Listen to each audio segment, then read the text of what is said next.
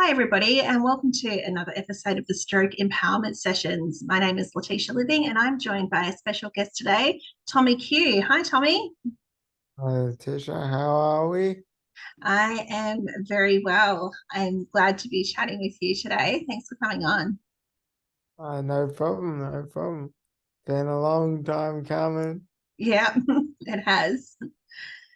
Uh, So, we'll just dive straight into it. Let's hear a bit about this. Is going to be an interesting one because you're the first childhood stroke survivor that I've interviewed. So when I normally say, tell us a bit about who you were before your stroke, tell us a little bit about who you were at the time of your stroke and let everyone know how old you were and what life looked for you at that time. I guess the first memory that, like, before the actual event of suffering a stroke at the age of 12, was me and my dad just kicking the footy, uh, around, like kicking, running, um, just on a lawn, down a Mesa on the waterfront. It's just like, yeah, that's probably my fondest memory that I remember. It was a good memory, and yeah, just then it all turned to shit. Um, I I woke up one morning, had a headache, went into my parents' bedroom, told them, woke them up, told them, and I it escalated. And 15 minutes later, I was unconscious for 5 weeks, 2 days. Yeah, so it came as a big shock. Like I just transitioned into I was in my second week, second term of year 7. So I was, yeah, I made friends and stuff, but it was a, yeah, just huge shock. So what were the signs? You said that you had a headache. Did your parents recognize any of the signs? Like what deteriorated and got you to the point of getting to hospital and discovering that you've had a stroke? Well, from what I know, like mum called the ambulance straight away, and because we lived so close to all children's, like with max 15 minutes, Ascot coming in the race that stops the nation. Yeah. Um, yeah, like it was very convenient, and like the ambulance were there like within. And I never don't really know, but I know it was relatively quick, and then it transitioned into the hospital, and like the diagnosis was, uh, I can't really comment on that because I was out of it. I was asleep, so I don't really know. And yeah, just yeah, like I think I yeah, can't comment. Do they know what caused your stroke? Oh yeah, it was an ABM, so arterial Okay. venous malformation, and they said it was the size of a golf ball. Um, Wow. when they operated and removed it, I've got to thank Alison Ray and Virginia, who actually had just separated the twins. Hmm.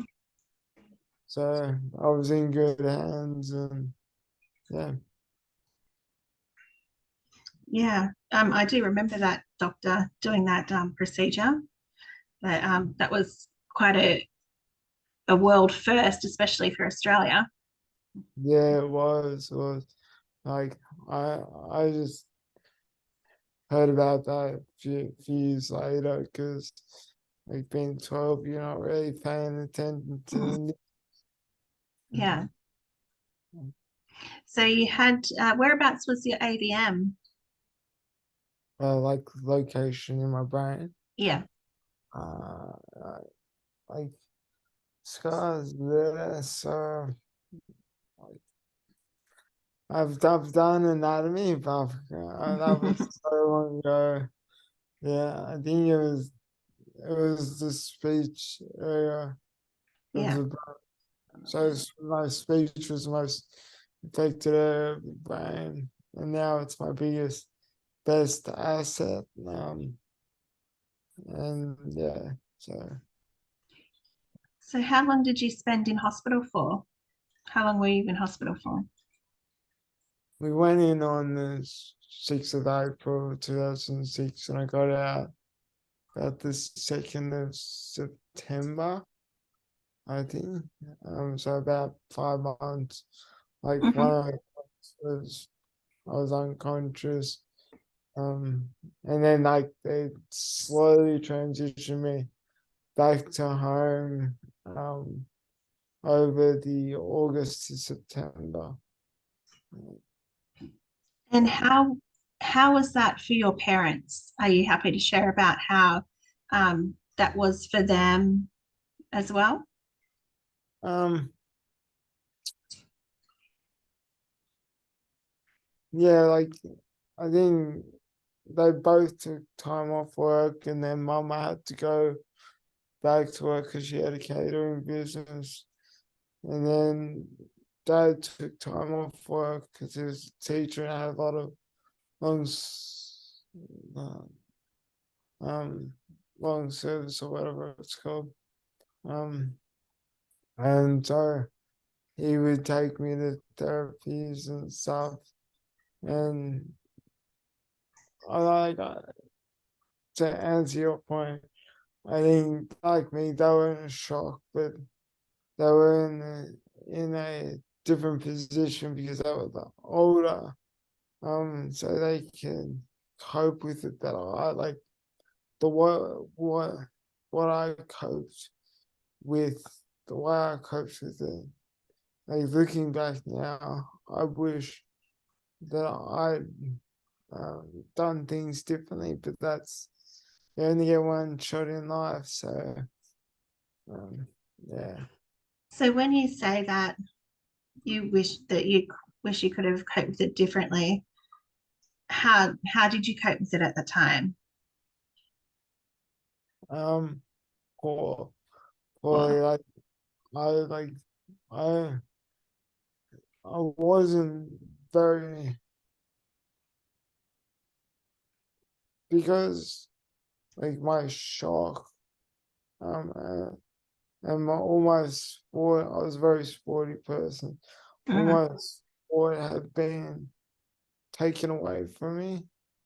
So like basically I was contemplating um ways of killing myself because like I had no point at being alive because of that. And then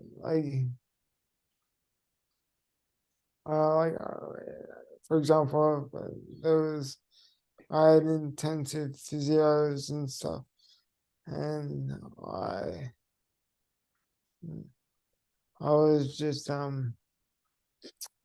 like one day they were getting me up and trying to walk me very slowly, two people either side of me, and I just fell over, tripped myself or something, and like and they caught me, but I just dropped myself like a sack of spuds, refusing to get up and do anything. I just refused it, like, because I was scared. yeah. So from there, they from what I remember, which is not very well, um, there was that whole point of like kind of you had to bring it out from yourself. If that makes sense. Yeah. So so yeah, there was less reliance on the physios, Mm. uh, which I like. It took time, and probably the first real glimpse of it being getting someone drive back was with one of my OTs, Jane Galvin. Great, great OT. Um, Mhm. she she took me out to play footy, and I couldn't do anything, but I felt like I was doing something. That probably was the first drive and an accomplishment to actually get back and play sport. And then the second major thing was um, it was back at school because I have one. They were transitioning me back into school, and it was term 3 or 4, and I had woodwork 2 periods on a Friday or whenever, and yeah, like I was just um like we finished that, and James McLean, he took me out. We're waiting for my dad to set up the table tennis table that was in the canteen. I Mhm. was terrible at that because I was dominant right-handed. Now I've got to learn to do everything on my left hand. So I was terrible. But that gave me an incentive to go on, and now I'm up very loosely because me, Thomas, and my buddy kick my ass. But like very loosely, I train with the Victorian Paralympic team. Oh, awesome. That's awesome. But yeah, me, Nick will have a go at me if this is on social media. So, That's so cool. And how long have you been doing that? on on and off the past probably since I was 17 or Oh, no, wow. yeah, That's very cool. yeah, So just going back when you were saying that you're being transitioned to school, was that transitioning back to the same school? yeah. It was transitioning back to Footscray City College, which is now Footscray High. Hmm. Um, and like from one period, right up to the end of year 7, I only did the 2 periods, and Hmm. then like it was back to full time Euro, and like I, like I think it was a good thing, but I do reckon like you can't predict doing things better the second time because you only got one. Yeah. Um, but like questioning whether I went, yeah, it's hard to describe because like before I went into yeah, my OT Jane went into school and spoke to the whole year level, and she asked me if there would be anything that I should like me to say on her to say on my behalf. Hmm. And I said, oh, just whenever I'm around, say hi. And that was kind of a double-edged sword because people in class. Some of my mates were really good though. Like that was just say hi or asking how I'm going and stuff. But some of them would like be running past and halfway past me, then they'd turn around and say hi to me, Mm, like, and keep on running. So the real point that I was trying to make, because my words were limited back then, mm, was just have a conversation with me. mm.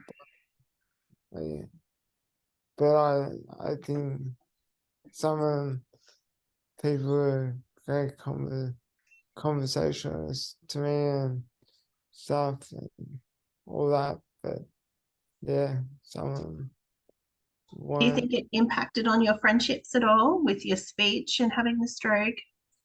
Yeah, definitely. Mhm, Um, but I've got, I've still got some great mates from high school. Like there's a group. Um, I like to think I'm close to them, and yeah, and like your best mates stick around. So, yeah, um, yeah, but like I, it is what it is. Like I'm pretty happy where I sit now. yeah. And you should be doing some pretty incredible work at the moment. Let's talk about 4 points. Uh, where do you want me to start? Where did it start? How did the concept of it of 4 points come about? Well, it was all over a coffee. That's Mhm, honest truth. Like I recently picked up a trike and like I just to get around because I don't drive because of my right eye. So like legally I can drive, but don't want to take the risk. Um, so like I picked up a trike to get from A to B a little bit easier than walking. And yeah, so I rode over to catch up for coffee with the mate, and he parked the truck at the front and went in, and we got chatting and talking about goals because I had a little bit of a lack of goals because I well, not recently, like 4 years ago I'd done the Dakota Trail, and that was like my my high like highest point. I was like, I want I need some drive. I need something. So my friend Hayden, and Hayden mhm, watching, I'm still holding it to you. He looked at me, looked at the truck, looked at me again, and was like, "Why don't you ride around Australia?" And that's kind of how the 4 points was born. Originally, he recommended riding all the way around, but mhm, we've refined it to the four most extreme points of mainland Australia. So from starting out at Steep Point in WA, the most western point on our mainland, riding through the Nullarbor down to Wilson's Prom, the most southerly point in mainland Australia, Cape Byron, Cape York. mhm, Um, and yeah, like that was a journey, and certainly a journey I'll never forget. Well, I might forget because it's a bit of repetition.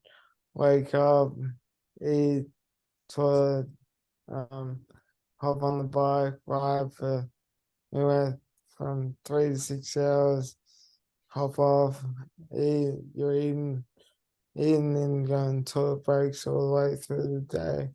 And then get off the track, set up, eat, go to sleep, repeat.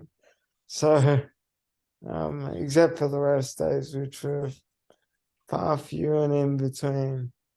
And yeah, it just that was like the theme all the way through it.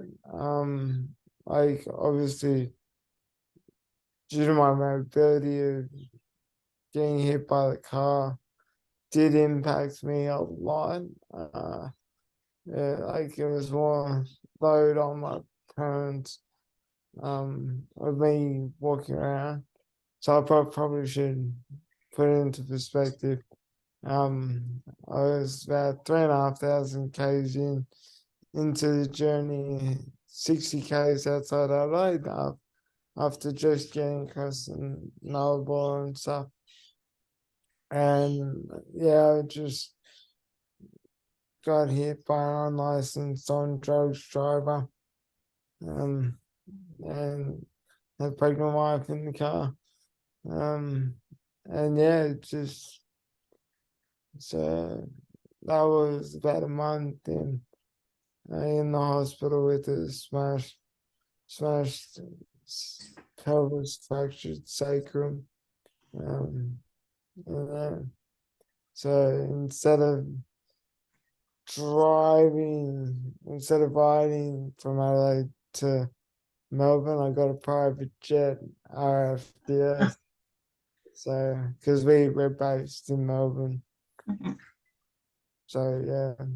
So, So and when did you then, start out on the journey with the 4 points?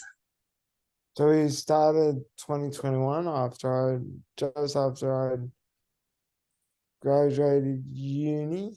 Hmm. We were actually left just before the COVID lockdown Hmm.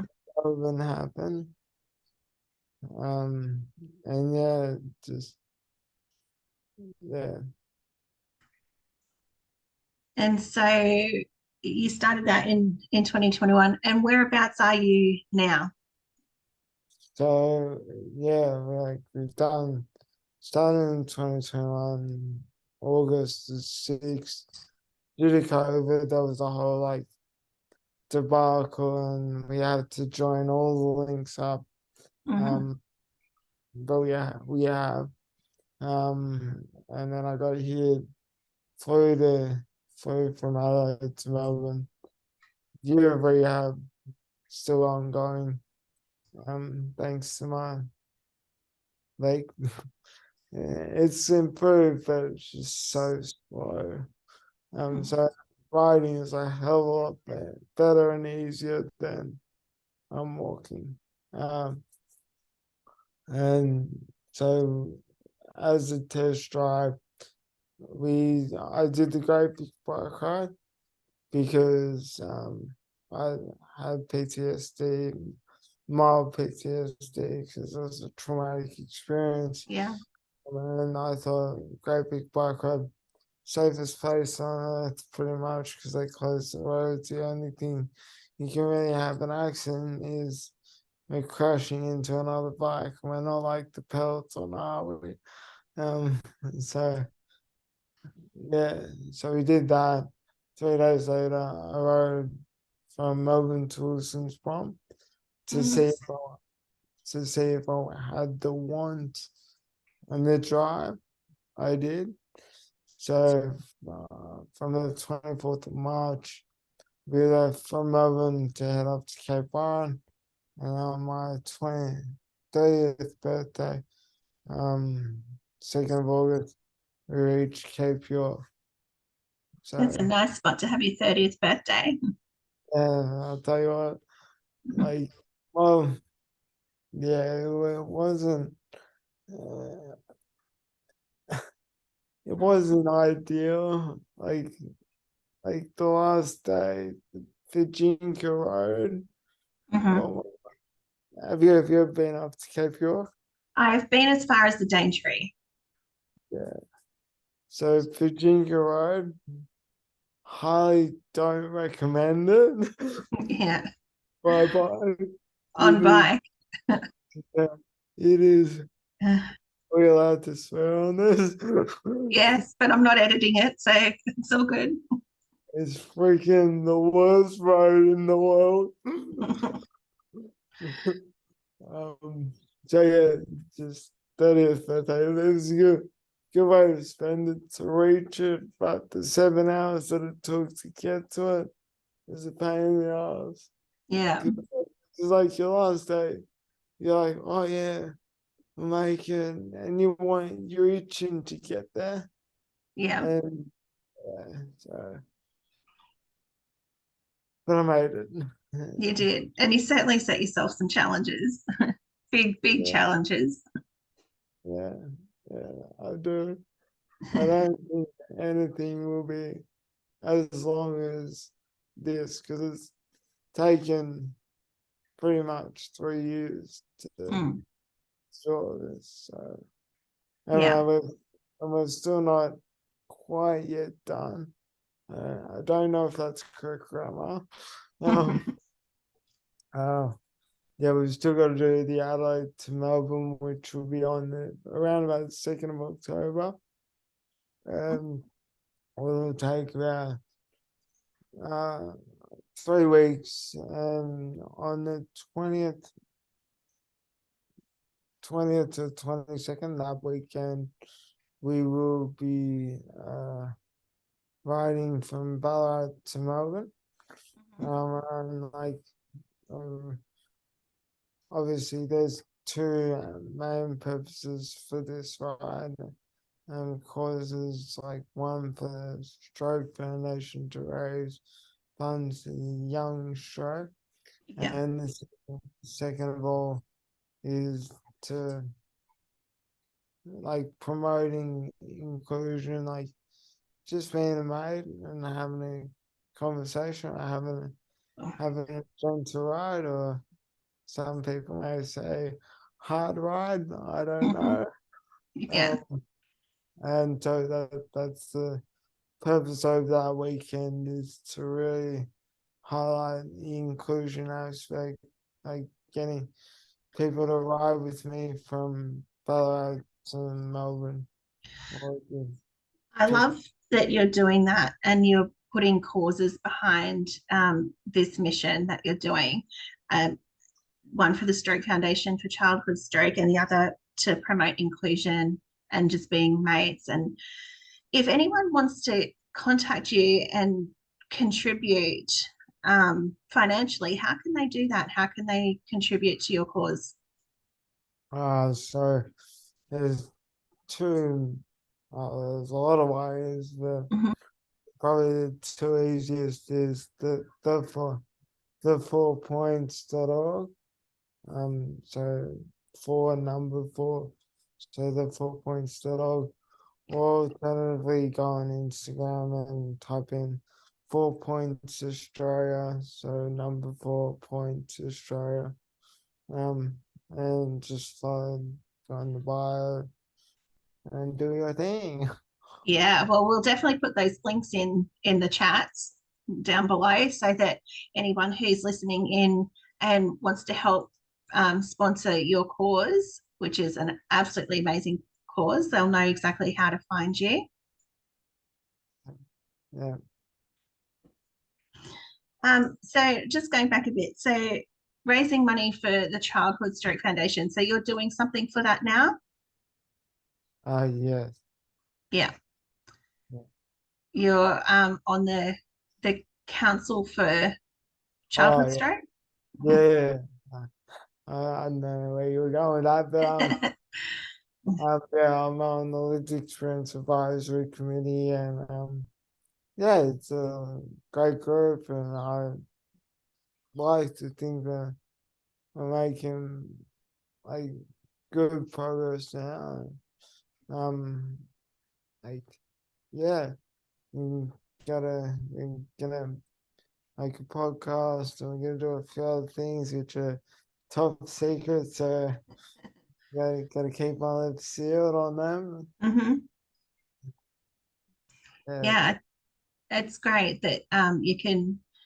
I mean, like you said, it was such a hard time to go through it at the time, especially as a child. And I think, you know, as adults, we think we have identity, but we have identity as children too. And your identity was very closely linked to your sport and who you were physically. And just to raise awareness for people to know that strokes can impact people of all ages. It's not just something that happens to the elderly. So I love all the work that you're doing in this space.